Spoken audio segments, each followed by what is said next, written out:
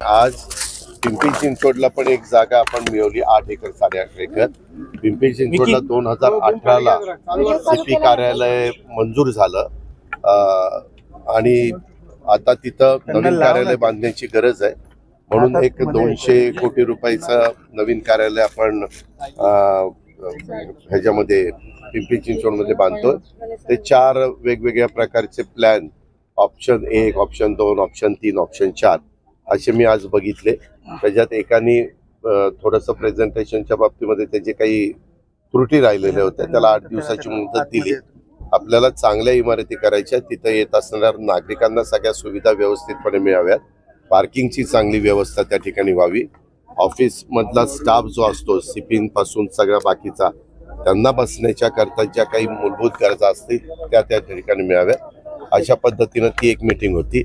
इतर पण बाबतीतल्या काही आपल्या पिंपरी चिंचवडला आपण अंडरग्राऊंड ड्रेनेज सगळीकडे नाही, पिंपरी चिंचवडचा परिसर खूप मोठ्या प्रमाणावर वाढतोय म्हणून एका इंदूरचं काम ज्या कंपनीने केलेलं आहे किंवा आणखीन काही चांगली कामं केलेल्या एका कंपनीला आपण त्याचा सर्वे करायला दिलेला आहे. तर ते जवळपास 1150 कोटी रुपयाचं काम पुढं आलेलं आहे. त्याच्यात जसं पुण्यामध्ये मागे जायकाच्या वतीनं आपण 1000 कोटीचा कार्यक्रम राबवलेला होता, त्याच धर्तीवर सेंट्रल गव्हर्नमेंटशी बोलून जायकासारखी किंवा वर्ल्ड बँकेसारखी अशी इन्स्टिट्यूट फायनान्शियली त्यांच्याशी बोलून ते काम आपल्याला मार्गी लावायचं आहे. कारण हे ड्रेनेज काही ठिकाणी डायरेक्ट ओढ्या नाल्यांच्याकडनं नदीला मिळतं आणि नदीचं पाणी खराब होतं. बीओडी पण तिथला नदीचा एकदम वाढतो, तो कमी व्हावा, मासे तिथं जगावेत, ते पाणी ती जलपर्णी येते ती जलपर्णी होऊ नये अशा पद्धतीनं आपण तो कार्यक्रम तिथं घ्यायचं ठरवलेलं आहे. त्याचं एक प्रेझेंटेशन शेखर सिंगांनी दिलं आणि काही राजेंद्र भोसले शहराचे आयुक्त पुणे PMCचे ते आजारी होते, परंतु त्यांचे उपायुक्तांनी सहआयुक्तांनी येऊन त्यांचे काही प्रश्न होते. विशेषतः तुम्ही बघताय पूर्ण प्रचंड मोठ्या प्रमाणावर वाढलंय आणि नव्या गाड्या आता मार्केटमध्ये आल्यात. जर ड्रेन चोकअप झाली तर ते सक करतं आणि चोकअप झालेली पाईपलाईन सगळी क्लिअर करून देतं. तर त्याच्याबद्दल पण एक चर्चा करायची होती, ती पण चर्चा आम्ही केलेली आहे. असे वेगवेगळ्या प्रकारचं प्रेझेंटेशन सकाळपासून बघितलं. नंतर आज DPC आहे, DPCच्या बद्दल पण कलेक्टर आणि DPO आणि मुख्य कार्यकारी अधिकारी या तिघांशी चर्चा करून साधारण काय आपले विषय त्या ठिकाणी असू शकतात काय नाही, तर ब्रीफिंग माझी घ्यायची पद्धत आहे. कुठली मीटिंग असेल तर आधी ब्रीफिंग घ्यायचं, त्याच्याबद्दलचं ब्रीफिंग मी त्या ठिकाणी घेतलं.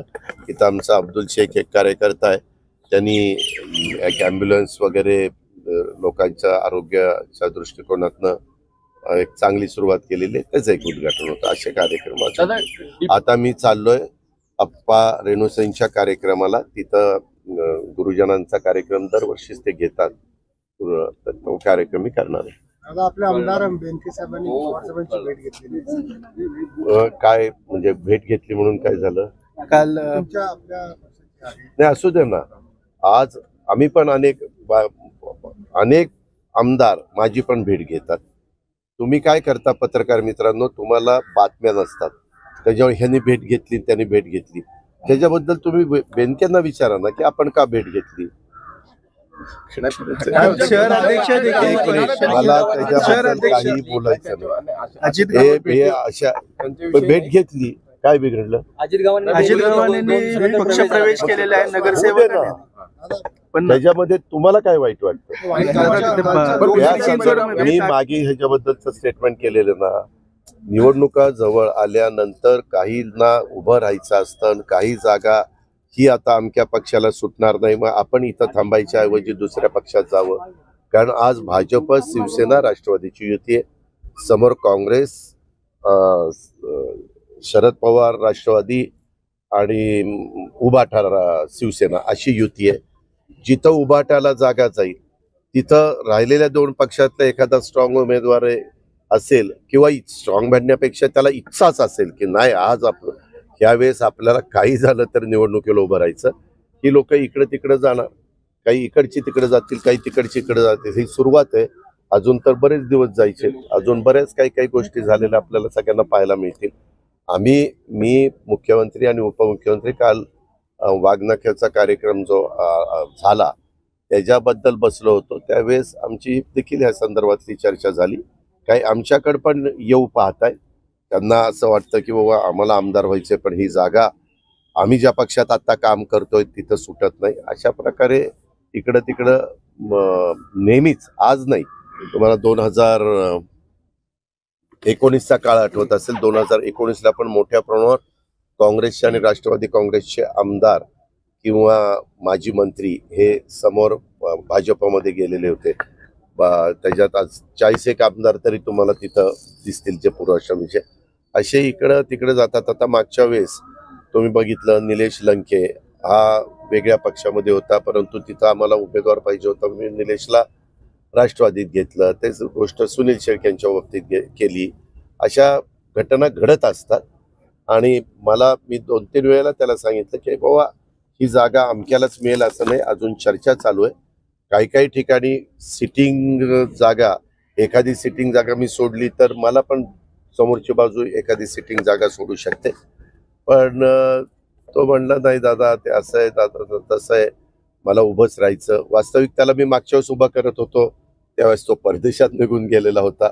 मग आम्हाला विलास लांडेंना उभं करावं लागलं, पण विलासराव म्हणले की दादा मी पक्षाचं चिन्ह घेत नाही, मी अपक्ष उभा राहतो. तो अपक्ष उभा राहिला. आणि ह्या घटना आता तुम्हाला भरपूर बातम्या मिळतील, परंतु त्या बातम्या तुमच्या बरोबरच ठेवा. मला माझ्या संदर्भातले प्रश्न विचारा, त्याची उत्तर द्यायला मी बांधील. त्यावेळेस तो परदेशात निघून गेलेला होता.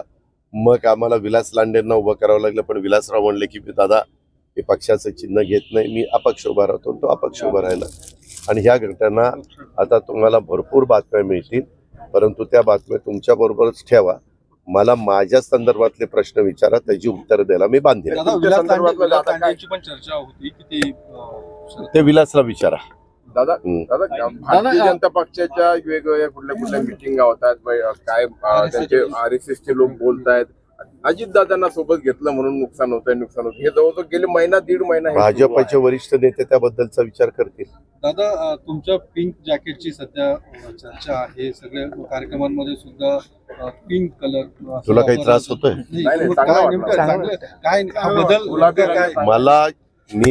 मला व्यक्ती स्वातंत्र्य. तू जसा आज हिरवा शर्ट घालून आला, मी विचारलं का तू हिरवा का घातला? त्यांनी वेगवेगळे शर्ट घातलेले. मला काय घालायचं तो माझा अधिकार नाही का?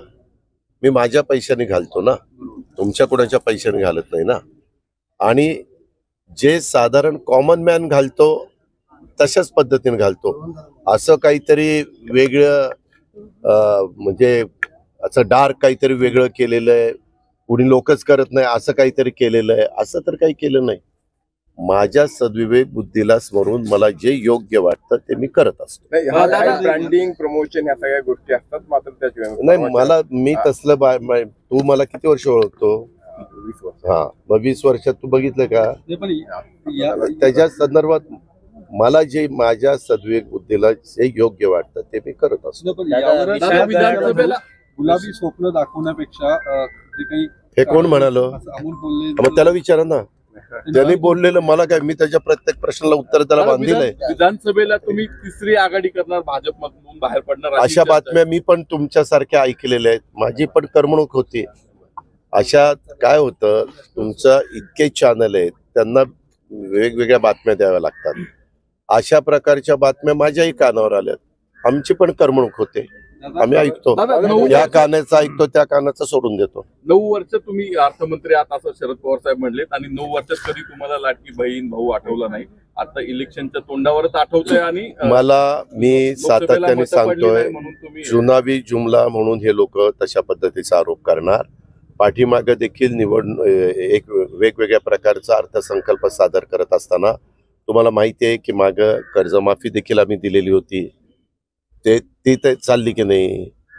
ज्या वेळेस त्या वेळेसची परिस्थिती बघून आम्हाला असं वाटलं की आपल्या देशामध्ये काही राज्यांच्या मध्ये काही चांगल्या योजना राबवल्या जातात आणि त्या तिथल्या महिलांना अधिक उपयुक्त ठरतात, म्हणून ती योजना आम्ही लाडकी बहीण योजना आणली.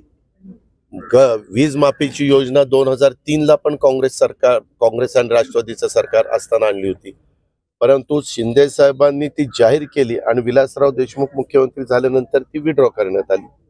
हे माहिती का नाही?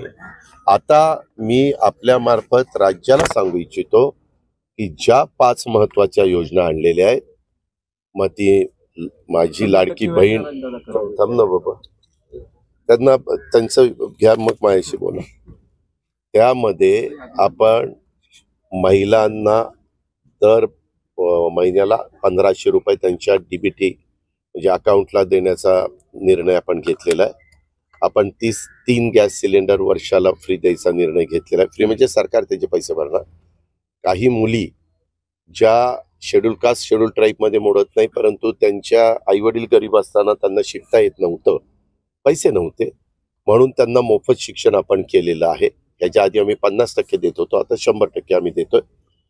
10 लाख विद्यार्थ्यांना ते 12वी झाल्यानंतर, ITI झाल्यानंतर, डिप्लोमा झाल्यानंतर, डिग्री झाल्यानंतर त्यांना स्टायपंड मिळालं पाहिजे, काही ना काही त्यांना अनुभव आला पाहिजे, म्हणून आम्ही ती एक योजना त्या मुलामुलींच्या करता आणलेली आहे. वीज माफीची आणलेली आहे. अशा आम्ही वेगवेगळ्या प्रकारच्या योजना आणलेल्या आहेत आणि ह्या योजना समाजाच्या गरीब वर्गाच्या भल्याकरता आणलेल्या आहेत, ह्या श्रीमंतांकरता आणलेल्या नाही. ह्या ज्यांचं 2.5 लाखाच्या आतमध्ये उत्पन्न आहे अशा भगिनींच्या करता आणलेल्या आहेत. त्यांचा म्हणजे ज्या प्रकारे भगिनींचा प्रतिसाद मिळतोय याचा अर्थ भगिनी वर्गाला पण ती योजना आवडलेली आहे. आता विरोधक कसं म्हणू शकतात ही योजना चांगली आणलेली आहे, ते त्याच्याबद्दल काही ना काही नरेटिव्ह सेट करण्याचा प्रयत्न करणार, कारण उद्याच्याला ते म्हणले ही योजना चांगली आहे तर त्यांनाही त्याचा फटका बसणार. मला एवढंच महाराष्ट्राला सांगायचं, मी काल साताऱ्यामध्ये पण बोलत असताना सांगितलं, समाजाचा बारकाईनं विचार करून महायुतीच्या सरकारने एकनाथराव खडसे, देवेंद्र फडणवीस, अजित पवार आणि आमच्या सगळ्या सहकाऱ्यांनी मिळून ह्या योजना आणलेल्या आहेत. या योजना शेतकऱ्यांच्या, तरुणांच्या, तरुणींच्या, महिला वर्गाच्या, माता, भगिनी, मुली यांच्या सगळ्यांच्या फायद्याच्या आहेत आणि या योजना पुढं कायमच्या चालू राहाव्यात असं वाटत असेल तर महायुतीला त्यांनी सपोर्ट करावा. महायुती आली तर आम्ही त्या पुढे कंटिन्यू चालू करणार आहोत. महायुती भाजप, शिवसेना आणि राष्ट्रवादी काँग्रेस या 3 पक्षाच्या नेत्यांच्या नेतृत्वाखाली या निवडणुका लढवणार आहे. मुख्यमंत्री पदाचा म्हणून कोणी आम्ही त्याच्या संदर्भात आपण काही काळजी करू नका. या राज्याला मुख्यमंत्री दिला जाईल. मी तुम्हाला मगाशीच म्हणलं, ह्याच्याकरता मी तुमच्याशी बोलत नाही. काय असली फालतू बडबड करायला मी मोकळा नाही. मी कामाचा माणूस आहे. तुम्ही सगळेजण अंथरुणात असताना माझी 7ला मीटिंग चालू झाली होती. नाही, मी सांगतोय, तू तर बाकीचे सांगतोय. त्याच्यामुळं मला फक्त विकासाच्या बद्दल आणि गरिबीच्या बद्दल विचारा.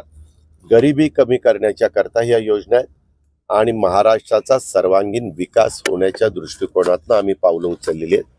मला माझे विरोधक काय बोलले, त्यांनी काय स्वप्न दाखवलं आमचं काही मला त्याच्याबद्दल त्या गोष्टीला महत्त्वही द्यायचं नाही आणि त्यांना उत्तर देऊन माझा वेळ पण घालवायचा.